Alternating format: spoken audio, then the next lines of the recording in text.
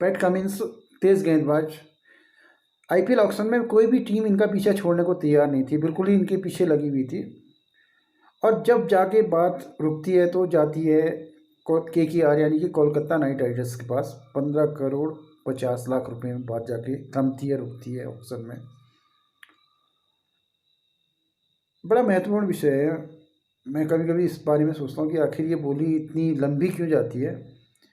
खिलाड़ी तो काफ़ी थे और ये बात कम में भी हो सकती है। आखिर किसी भी खिलाड़ी के पीछे इतना लंबा जाने की वजह क्या हो सकती है, ये समझ में नहीं आता। तो मैं जब सुनता हूँ या पढ़ता हूँ तो उसमें अक्सर ये जिक्र होता है कि जहाँ पर प्लेयर का एडजस्टमेंट होता है टीम में, तो उस हिसाब से जो कितने बॉलर्स होंगे, कितने बैट्समैन होंगे, तेज़ गेंदबाज, ऑलराउंडर, इनके सब के औसत एवरेज को लेकर ये कहाँ पर फिट बैठते हैं कि तेज़ गेंदबाज की कितनी कमी है, left arm right arm spinner हैं, इनको लेकर टीम एक ग्राफ होता है जो कि टीम का उस हिसाब से तय करती है कि किस खिलाड़ी को हमने ऑक्शन में लेना है। तो उस हिसाब से तेज़ गेंदबाज, स्पिनर, लेग स्पिनर या ऑफ स्पिनर या कोई भी राइट आर्म हो, लेफ्ट आर्म हो, बैट्समैन हो, ऑलराउंडर हो, उनकी जो कवायद होती है, जो ऑक्शन में जो भागा जाता है खिलाड़ियों के पीछे, तो इसका रीज़न ये होता है।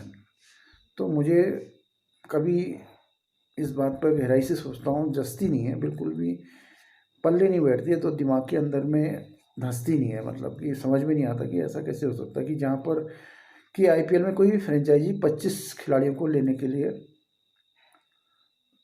नियम है, यहाँ 25 खिलाड़ी तक ले सकती है अधिकतम, लेकिन कभी कभी 22 खिलाड़ी भी होते हैं किसी टीम में। तो किसी एक खिलाड़ी को अगर वो 15 करोड़ या 16 करोड़ रुपए देती है, अगर उसी के जो जो जो गेंदबाज की जिसे पूर्ति करनी हो यहाँ पर टीम में, अगर मान लो मसलन एक ही एग्जाम्पल लो, तेज़ गेंदबाज नहीं है, सीमर नहीं है, तो वहाँ पर आप 2 गेंदबाज ले सकते हैं, अच्छे भी कहीं से भी ले सकते हैं। काफ़ी ऑक्शन जो आईपीएल ड्राफ्ट होता है, इसमें काफ़ी प्लेयर्स होते हैं, काफ़ी प्लेयर की ड्राफ्ट होता है, तो इसमें कोई भी खिलाड़ी लिया जा सकता है। तो मेरे समझ में ये बात नहीं आई कि आखिर इस ऑक्शन के पीछे ही 15 करोड़ तक जाती है पैट कमिंस के पास, तो इसकी वजह क्या है। और इसके अलावा मैंने 2016 में भी देखा, युवराज सिंह 16 करोड़ तक पहुँचते हैं और उसके बाद उनकी वैल्यू गिर जाती है। और पिछले 2019 के आईपीएल में तो महज बेस प्राइस में बिकते हैं, वो भी अंतिम राउंड में बिकते हैं, अनसोल्ड ही रहते हैं पहले। और ऐसे बहुत सारे वाक़ये होते हैं। एक वरुण चक्रवर्ती है, मैंने उनको एक बार सुना था 2017 या 18 में, मेरे को एग्जैक्टली याद नहीं है। वो 8.40 करोड़ में बिके थे, मतलब 8 करोड़ 40 लाख रुपये में उनका ऑक्शन हुआ था। लेकिन वो उन्होंने किस टीम से खेला, कौन से मैच खेले, मुझे अब तक उस खिलाड़ी के उनका चेहरा याद नहीं आता। मैंने ज़्यादा मैच देखा ही नहीं उनको खेलते हुए, और उनके बारे में आखिर उस खिलाड़ी को 8 करोड़ 40 लाख रुपये दिए जाते हैं, लेकिन वो खिलाड़ी हैं कहाँ। ना ही प्लेइंग 11 में शायद कितने मैच खेले, मेरे को एग्जैक्टली जानकारी तो नहीं है, लेकिन 8 करोड़ 40 लाख रुपये इस खिलाड़ी को दिए गए थे, वरुण चक्रवर्ती।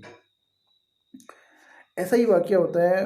अब देखिए इसमें कितनी इनबैलेंस है, एक असमंजसता है, एक समझ में नहीं आती बातें, बहुत सारी बातें होती है जो, जैसे मैं मसलन जयदेव उनादकट की जिक्र करूँगा आपसे। उन्हें 2017 में 17 के आईपीएल के लिए लगभग 11.5 करोड़ में ख़रीदा गया था। उसके बाद जो नेक्स्ट 2018 में उनकी कीमत गिर के शायद 8 करोड़ रहती है, लेकिन वही राजस्थान रॉयल ही उन्हें रिगेन करती है, वापस लेती है अपनी टीम में। और इसके अलावा फिर 2019 में और उनकी वैल्यू गिरती है, वो महज 4 करोड़ में आके ठिठक जाते हैं।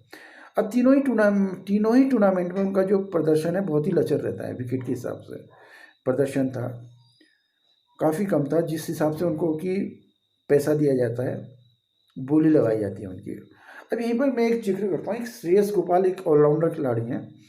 ये अभी महज पिछले कुछ टाइम से 20 लाख में ही जाके रेंग रहे हैं, मतलब 20 लाख की लिमिट में ही क्रॉस नहीं कर पा रहे हैं। अब लेकिन इनकी परफॉर्मेंस देखिएगा, 2019 में इन्होंने 20 विकेट लिए थे, शायद मेरे अनुमान से इमरान ताहिर सबसे हाईएस्ट विकेट टेकर थे 2019 में, फिर केसी को रबाड़ा थे, शायद उसके बाद तीसरा नंबर इनका ही था, जहाँ तक मुझे पता एग्जैक्टली मुझे कंफर्म तो नहीं है, फिर भी तीसरा या चौथा नंबर जो भी हो। महत्वपूर्ण बात है जो मैं आपके सामने बातें रखना चाहता हूँ, ये ज़्यादा महत्वपूर्ण है मेरे लिए। अच्छा, ये खिलाड़ी अभी 20 साल पिछले 2 या 3 जब से भी चल रहे हैं 20 लाख में ही रिटेन हो रहे हैं अपनी टीम के लिए, राजस्थान रॉयल से खेलते हैं। अब ये समझ में नहीं आती है। जयदेव उनाडकर 3 मैचों में 3 टूर्नामेंट में लगातार एक डिले परफॉर्म करते हैं, और जो कि उनके विकेट का काफ़ी कम विकेट है उनके, जिस 11 करोड़ के हिसाब से शायद 12-14 विकेट लिए थे, और उसके बाद उससे कम हुए थे। वैसे मतलब बहुत एवरेज परफॉर्मेंस से भी कम रहा उनका परफॉर्मेंस। अगर जो उनको मूल्य दिया गया उसके हिसाब से भी तय करें तो बहुत ही, उस मूल्य की कहीं भी कद्र नहीं कर पाते हैं वो, उस मूल्य को वो नहीं दे पाते हैं, उस हिसाब से परफॉर्मेंस नहीं कर पाते हैं। मैं ये जो श्रेयस गोपाल का जिक्र कर रहा हूँ, ये ऑलराउंडर प्लेयर हैं। उन्होंने बैटिंग में भी ताबड़तोड़ प्रदर्शन किया था 2019 के आईपीएल टूर्नामेंट में। तो ये सब बातें जब मैं सोचता हूँ, जब ये एनालाइज करने वाले लोग जब वीडियोस वगैरह देखता हूँ, तो वो लोग अक्सर बोलते हैं कि ये जो टीम को फिट करने के लिए जैसे जो भागा जाता है किसी खिलाड़ी के पीछे, कि वहाँ पर टीम इनबैलेंस हो रही होती है, तो उसको बैलेंस करने के लिए कहीं पर तेज़ बॉलर या सीमर या कहीं पर स्पिनर इसको लेने की बाध्यता के कारण ये स्थिति होती है कि किसी प्लेयर का पीछा करना पड़ता है। बिल्कुल अनलॉजिकल बात लगती है, तथ्यात्मक बात लगती है, फैक्ट नहीं लगता है इसमें। और मुझे ऐसा भी लगता है कि ये ब्रांड वैल्यू है, एक्चुअल में ऐसा है, ब्रांडिंग है। देखिए यहाँ पर आपको किसी न किसी खिलाड़ी के पीछे भागना पड़ेगा, 15-16 करोड़ तक आपको पहुँचाना ही पड़ेगा उस खिलाड़ी। अब ये किस्मत का कौन सा धनी खिलाड़ी है ये किसका किस्मत का पिटारा खुलता है और किसकी लॉटरी लगती है, ये उस खिलाड़ी के किस्मत पर डिपेंड करता है, निर्भर करता है। और उसके पीछे भागना आईपीएल ब्रांड को ज़रूरी है। फ्रेंचाइजी भी इसको समझते हैं, टीम प्रबंधन भी इसको समझते हैं। तो एक अगर जहाँ की 5 करोड़ में ये काम चल जाता है, 5 करोड़ में शायद 2-3 खिलाड़ी अच्छे, मैं तो कहता हूँ बिलो करोड़ 60 लाख 80 लाख में भी अच्छे एडजस्टमेंट बन सकता है, टीमों का बैलेंस बन सकता है। लेकिन ये ब्रांडिंग वैल्यू आईपीएल की जो हाइप है, अगर ये 15-16 करोड़ तक नहीं जाती है, तो उससे जो आईपीएल का ब्रांड है उसकी वैल्यू कम होती है। आप इसको ध्यान दीजिएगा।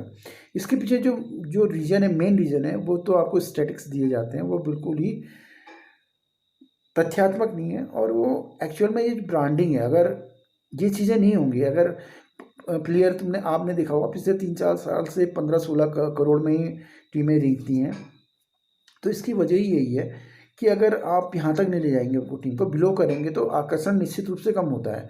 कि जो ब्रांडिंग है, एक आईपीएल एक ब्रांड वैल्यू है, तो यहाँ पर उसको आपको ऑक्शन को आगे ले जाना पड़ेगा। ऑक्शन में भी एक्साइटमेंट रखना पड़ेगा। अगर इस साल 15 करोड़ में जा रहा है, अगर ये अगले साल 10 करोड़ में आता है, तो उससे ब्रांड की वैल्यू के लिए मुसीबत खड़ी हो सकती है। इसलिए ये मजबूरी हो जाती है फ्रेंचाइजी की, या आईपीएल ब्रांड की मजबूरी होती है। तो ये समझने वाली बात है। इसके पीछे जो ये स्टैटिक्स दिया जाता है, जो ग्राम का जो बैलेंस करने के लिए, ये बिल्कुल ही अनलॉजिकल लगता है मुझे। क्योंकि टीमों की इतनी, मतलब प्लेयर्स की इतनी भरमार होती है ड्राफ्ट में, अच्छे प्लेयर होते हैं। अगर वहाँ पर आप 25 खिलाड़ी आप पूरे 25 खिलाड़ी बना लीजिए, क्या दिक्कत है उसमें? समझ में नहीं आती है। 25, कभी आप 21 या 20-22 खिलाड़ी लेकर चलते हैं, तो वहाँ पर आप 40-40 लाख के देखिए, या 60 लाख या करोड़ 2 करोड़ देखिए बना लीजिए। जो भी आपकी शॉर्टेज है, जो आपका टीम में इनबैलेंस बन रहा है, उसको बैलेंस करने के लिए कर सकते हैं। लेकिन ऐसा नहीं होता। इसके पीछे जो मूल वजह वही होता है कि ब्रांडिंग, जो आईपीएल ब्रांड है उसकी वैल्यू, उसको हाइक मिलता है। अगर ये टीमें कम में भी खड़ी हो सकती हैं, कोई दिक्कत नहीं, बहुत प्लेयर्स की भरमार है, कोई कमी नहीं है, सब परफॉर्म कर सकते हैं, बेहतर परफॉर्म कर सकते हैं, अपॉर्चुनिटीज़ की बातें होती हैं। लेकिन ये सब ब्रांडिंग और व्यावसायिकता का नज़ारा है, और हमें देखते रहना है।